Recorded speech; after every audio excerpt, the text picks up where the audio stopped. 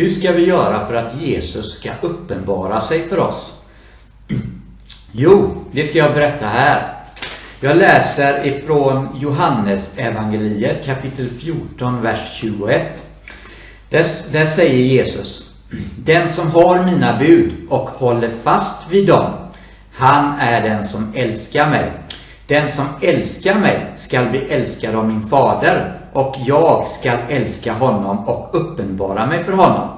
Så här ser vi alltså att de som vet vad de ska göra, det vill säga de som har Jesus bud, för vi måste ju veta vad vi ska göra först och främst.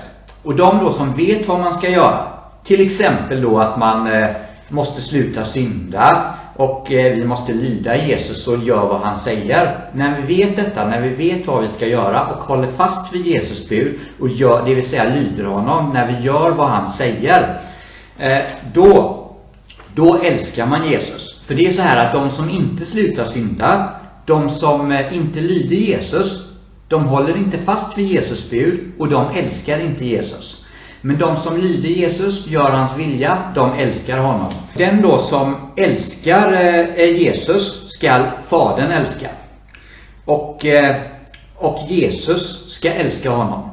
Så att det är som för mig till exempel, jag kan känna en kärlek, jag kan känna Jesus kärlek i mitt liv. Jag kan känna hans närvaro. Jag känner hela tiden att Jesus är med mig. Det vill jag tala om till alla där ute, att om du lever rättfärdigt och gör Jesus vilja, om du lyder honom, lever för honom, så kommer du känna att Jesus är i ditt liv hela tiden, varenda sekund, dygnet runt. Du kommer känna hans kärlek och glädje i ditt liv. När du gör någonting för Jesus så kommer du känna hans glädje inom dig.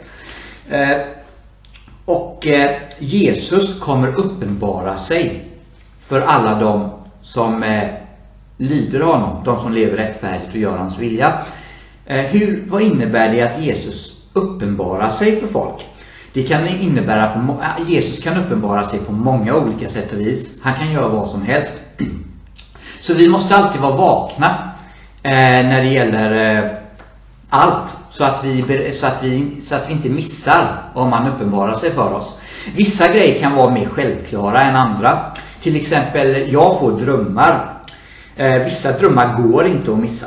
Så att det är drömmar som han vill att jag ska komma ihåg, och de är så pass självklara, om jag säger så att jag vet att det är Jesus som har gett mig denna drömmen. Vissa andra drömmar kan vara svårare att tyda, så jag får olika slags drömmar ifrån Jesus. De självklara drömmarna, som jag kallar dem, när jag verkligen vet att det är från Jesus och jag har fått ett självklart svar på till exempel en fråga jag har ställt.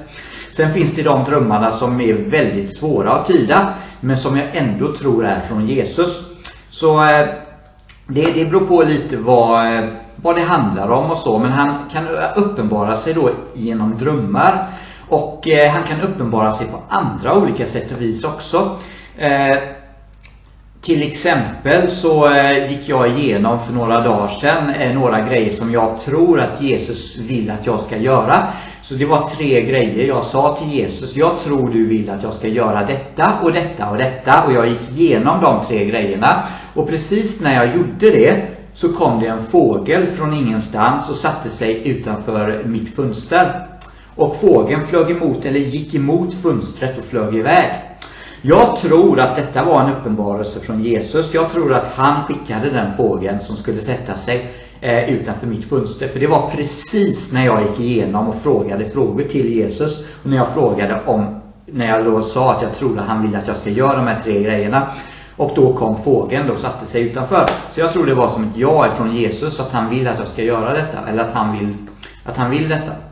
Jesus kan uppenbara sig på många olika sätt och vis. Vi måste alltid vara vakna, som sagt. Det vi måste tänka på, det är att vi slutar synda och att vi då lever rättfärdigt och att vi följer Jesus och lyder honom.